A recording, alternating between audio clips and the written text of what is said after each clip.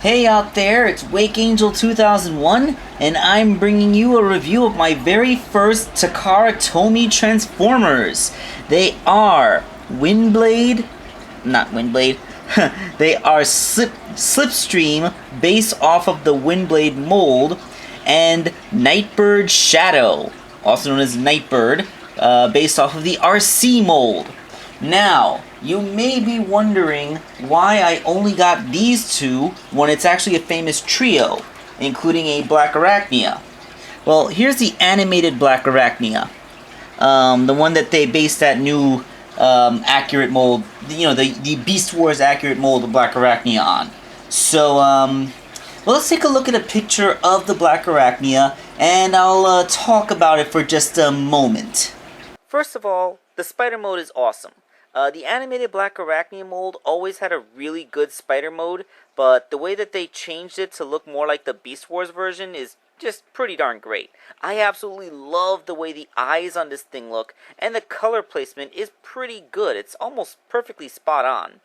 I mean, sure, the pedipalps look a little bit weird, but I would have been willing to accept that little anachronism.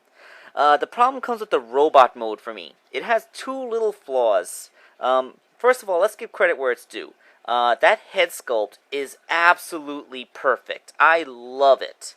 And the rest of the paint job is actually fantastic. The color placement is pretty much spot on. And like I said, this is a fantastic Black Arachnia mold, and just having it done up in the original character's colors is just icing. It's perfect. Well, it would be perfect, except for those two flaws I mentioned before. First of all is that since her fangs, or rather pedipalps, form her chest instead of staying on her stomach, they now make her waist look really skinny and waspish. And then, those pedipalps are made out of translucent yellow plastic, giving her a see-through chest. That is just weird. I can't accept both of those flaws on an import toy. If this was a domestic release and I could have picked it up at Toys R Us for $17, I totally would have gone for it. But as an import toy for $30, I couldn't accept both of those flaws. If either one of those flaws was by itself, then it would have got her. Like, if they had made her chest out of gold plastic like they did with her legs, then I would have totally gotten this figure. But that's just too weird and off-putting for me. So that's why I didn't get Black Arachnia.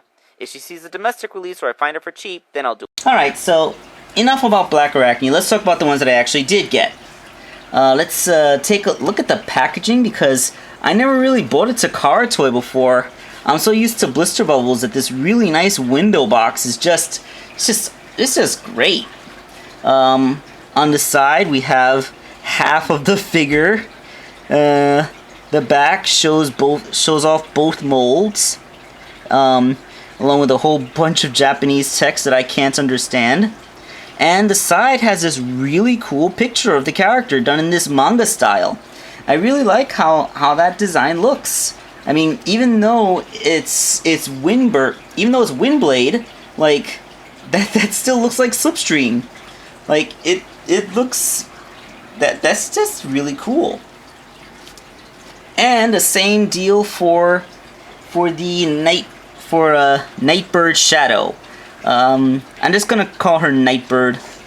You still have that very cool manga style drawing of the character. How awesome that is! The back shows off the two modes. You got that half of her is the thing. Excellent.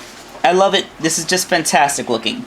But we're not talking about packaging. Let's get these ladies out of the boxes and see what they're like up close. I think for the remainder of this review, I will do Slipstream, and then I'll do a follow-up video for Nightbird.